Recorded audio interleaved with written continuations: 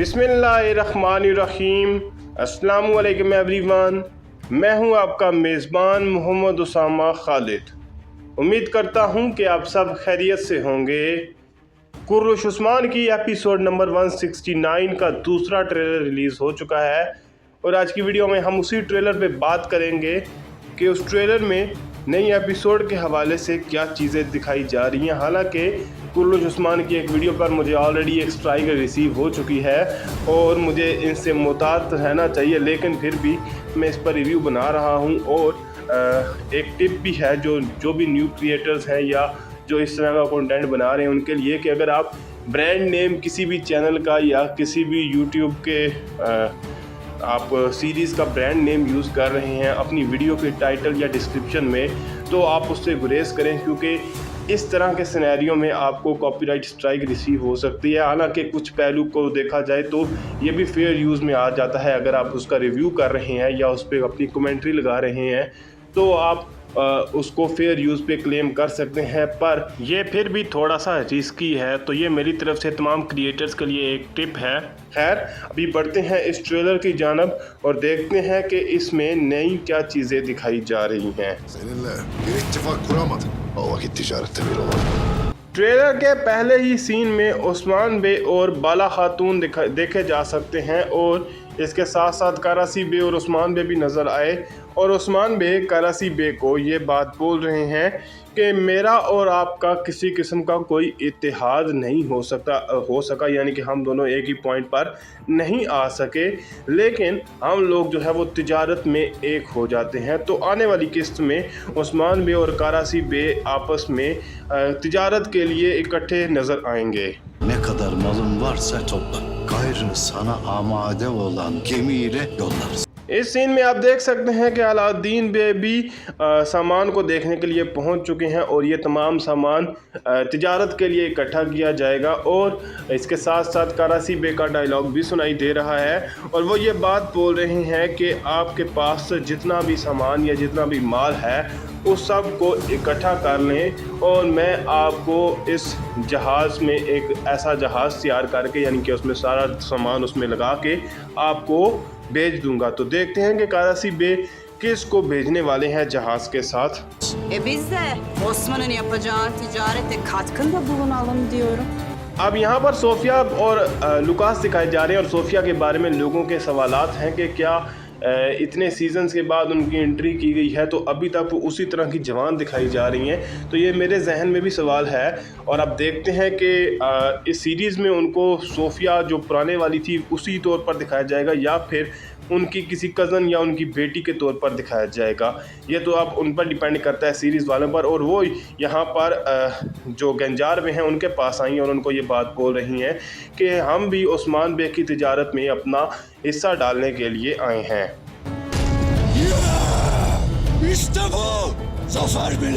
ये जो सोफिया यहाँ पर गंजार बे के पास आई है ये सिर्फ एक चाल होगी ताकि बारूद और इस तरह की चीज़ें जो हैं वो उस सामान के साथ भेजी जा सके जो उस जहाज़ में मतलब के लेकर जाया जाने वाला था। तो यहाँ पर देख सकते हैं कि वो जहाज़ फट चुका है और करासी बे और उस्मान बे का तमाम जो माल है उसका भी नुकसान हो जाएगा।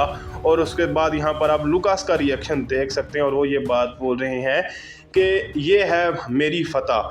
तो इससे आप अंदाज़ा लगा सकते हैं कि ये लुकास की ही चाल होगी जो वो सोफिया के ज़रिए चलेंगे। Dostluk bitti. Bundan gayrı eltisiniz, elti.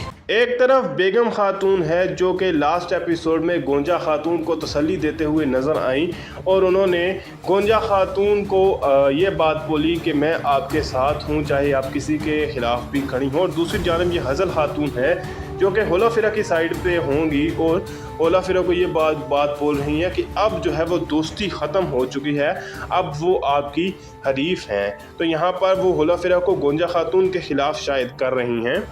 Hazal'da tarafını seçsem ama ben de Begüm'sem o Hazal'ı da Balı'yı da mutlu etmeyeceğim. जैसा कि मैंने बोला है कि बेगम खातून जो हैं वो गोंजा खातून को तसल्ली देते हुए नज़र आई और यहाँ पर वो यही बात बोल रही हैं कि हज़ल ने अपनी सफ़ का चुनाव कर लिया है, यानी उसने अपनी सफ चुन ली है।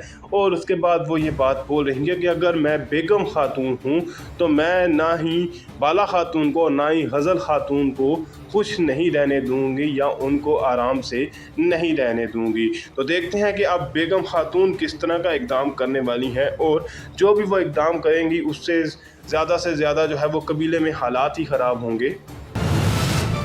Korkusuz lan candan ayrılırsa. गज़ल खातून और बेगम खातून तो अपना काम करते हुए नज़र आएंगी, लेकिन सबसे ज़्यादा डिपेंड करता है कि हुलफ़िरा और गोंजा खातून जो हैं वो इनकी बातों को किस तरह से समझती हैं, क्योंकि अगर वो इनकी बातों पर कान धरेंगी तो उनका अपना ही नुकसान होगा। और बाला खातून यहाँ पर बेगम खातून के गले पर खंजर रखी हुई हैं और उनको बोल रही हैं कि आप इस बात से खौफज़दा हैं कि आपकी जान चली जाएगी। तो देखते हैं कि इससे आगे क्या चीज़ दिखाई जाती है। Birlikte toprağının turp kanıyla sunacağımız. इस सीन में हम देख सकते हैं कि ओस्मान बे, बोरान बे और जरकुताई बे के साथ किले में दाखिल हो चुके हैं, और इल्बाई जो हैं वो उनकी मदद करेंगे बुरसा के किले में दाखिल होने में।